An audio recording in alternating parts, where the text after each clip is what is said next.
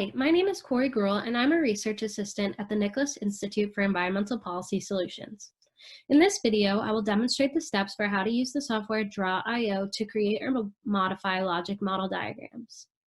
At the Nicholas Institute, these models are called either ecosystem service logic models or ecosystem service conceptual models, but I'll just refer to them as models in this video.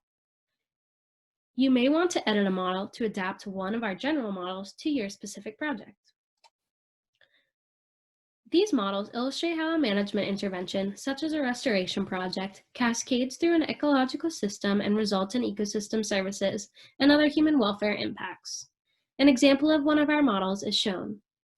These models have been created as a systematic and replicable framework to help identify socioeconomic outcomes of restoration projects. Draw.io is an open source software that allows for the creation and sharing of our models, as well as other kinds of flowcharts. We'll start here on the Nicholas Institute website page where all of our models are located.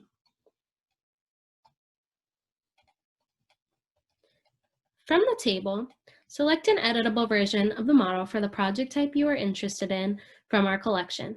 In this case, we will use the salt marsh restoration model. When you click on the editable version of the model, we will open a new window with the model in Draw.io.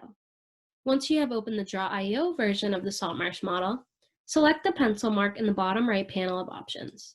This will open a new window with an editable version of the model. Adjust the model to the right scale using the zoom buttons.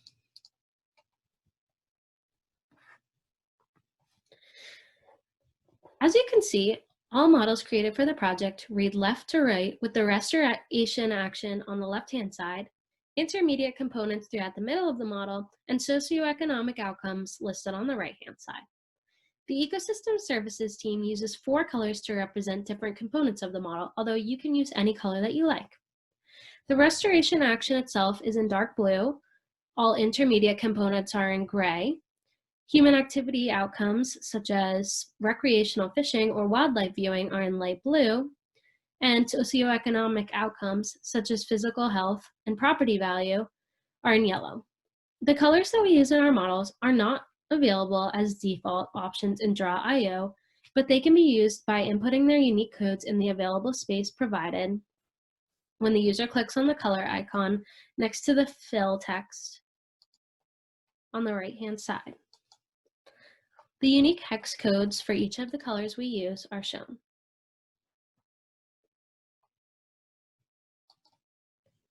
There are a few ways you may want to change the model to customize it for your project or location.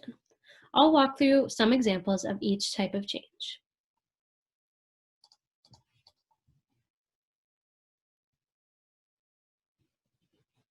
The first is deleting any parts of the model that are not relevant to your project. If there's an intermediate human activity or socioeconomic outcome presented in the model, but not present in your project that you would like to delete from the model, click on the box itself and hit the delete or backspace menu on your button on your keyboard. Alternately, right-click on the box and use the delete button in the drop-down menu. You will also have to manually delete any arrows attached to the now deleted box that you no longer want in your model, which you can do the same way by hitting delete or backspace keys or by right-clicking with your mouse and hitting delete there.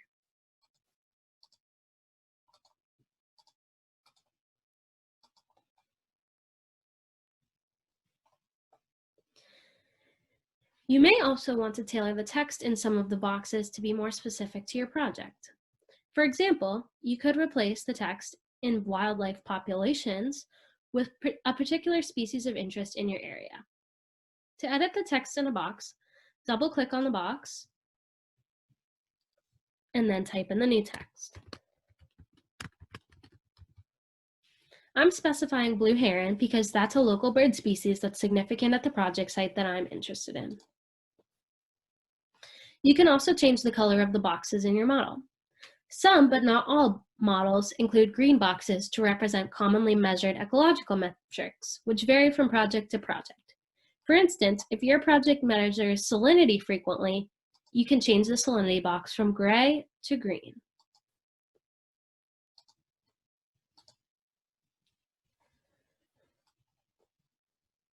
Finally, you may want to add new boxes for components that you expect your project to influence, but aren't currently in the model. To add boxes to the chart, click on the second option from the left in the General drop-down on the left-hand side of the window. This is the rounded rectangle shape, which we use in all of our models. Remember, each box is meant to represent either the intervention or one of the outcomes. Here, I'm adding an intermediate component, marsh elevation, because it's something that we will be using in our project. To add an arrow to connect boxes, hover over the initial box. When the arrows appear, click the one closest to the direction of the next box. Then drag the arrow to the next box until they are connected.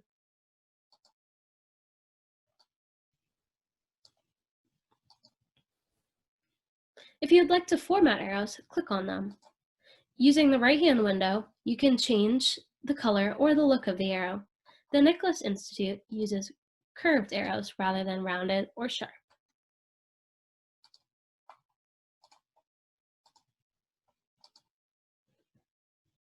To save your version of the model, click the box at the top toolbar that says Unsaved Changes. Click here to save. You can name your model something you will remember and save it to one of the places suggested in the pop-up window.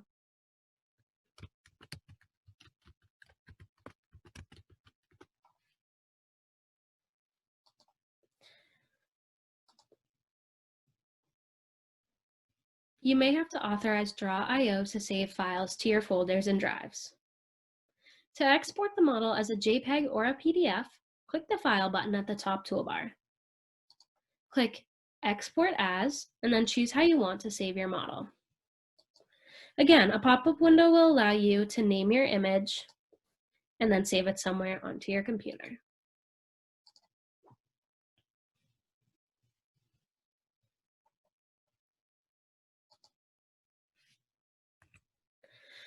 All of these directions, as well as more ways to format your model and hex codes for colors that we use, can be found in the Logic Model Draw.io document on the same webpage as this video.